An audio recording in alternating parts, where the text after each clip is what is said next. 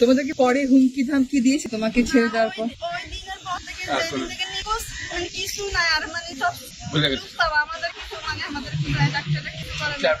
তোমাদের কোনো সন্দেহ হয় যে কারণে করতে পারে?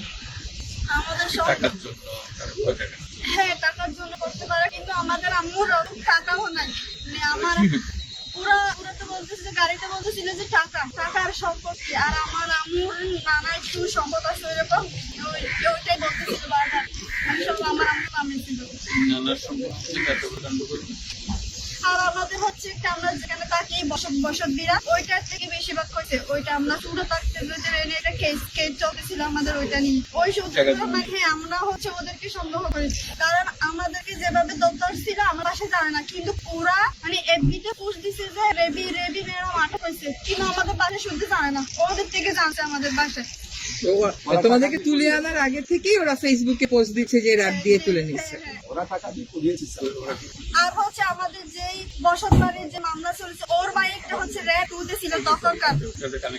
হ্যাঁ ওই র্যাব ছিল। তোমার নামটা বলো। আফসানা নুরি আরিয়া। তোমার তখন বয়স কত ছিল? 11 বছর ছিল। আমার মায়ের নাম হচ্ছে রেজিয়া বেগম রেবি, তখনকার 39 বছর ছিল। কত সালে তোমাকে নিয়ে? 2015 সাল 9 মাস 22 তারিখ।